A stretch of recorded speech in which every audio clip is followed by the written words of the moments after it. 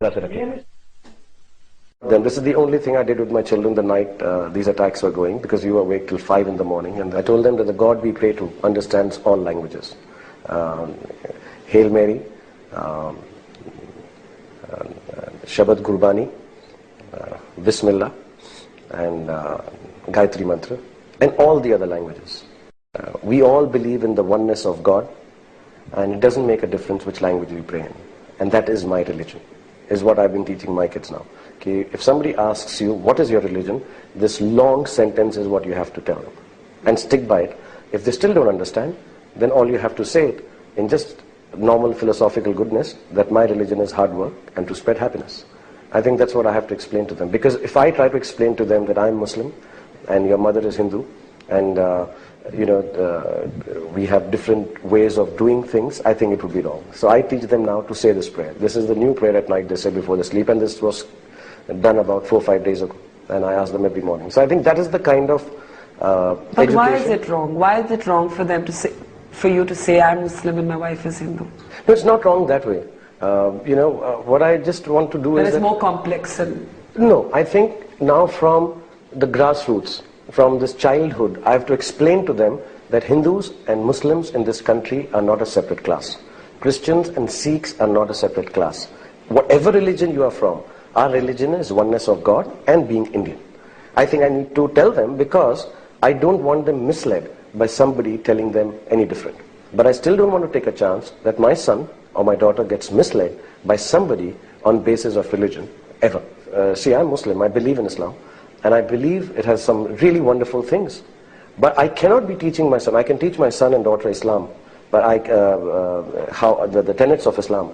But I cannot teach them that the other religion is not good enough or better or worse than us. You cannot. But yet you do embrace your own faith. Absolutely. I mean, this is the faith I've been born with, and I think being educated and being a little liberal-minded because of my parents, I understood Islam the way it should be. And if you understand Islam, you understand Hinduism also. There is no religion in this world which can sanction the death of so many innocent. There is no God who's going to give you heaven by doing this. There is no forgiveness in any God of any religion for the kind of actions that have happened in Mumbai or any terrorist act that has happened. And yet when you find that terrorism is contextualized with Islam again and again, in public debates, in commentary, then there becomes this kind of cliched media focus on people like yourselves, where they'll say, you're Muslim but you're secular, so you should take a position on this. Do you find that a hard, space to navigate for yourself? What I find hard actually is, like you say, you're a secular Muslim, and you need to take a position. Everyone expects you to take that position as if you have to. I mean, do you ever feel you have to prove your secularism? Not you particularly, but the Indian Muslim is often called to do that. Yeah, and it's not only Indian. I think internationally everywhere Muslims are called to do that. And but then then you can't even deny the fact that most of the time when any terrorist activity happens, and seldom when you get hold of some of them, they turn out to be from the Islamic religion. Now that's a truth that you have to face, but the only way you can face it is that you say that yes, they are misled. They've not understood Islam properly, whether it is in the garb of jihad, whether it is in the garb of, for whatever sake people are saying. I think I understand Islamic religion very, very well.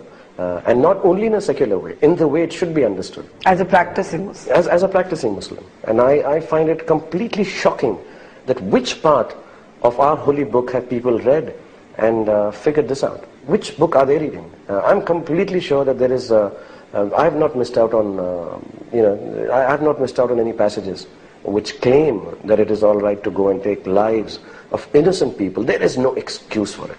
There is no excuse. Now when you tell me that do I have to take a stand, that's what makes me a little angry. That I truly believe there's no excuse.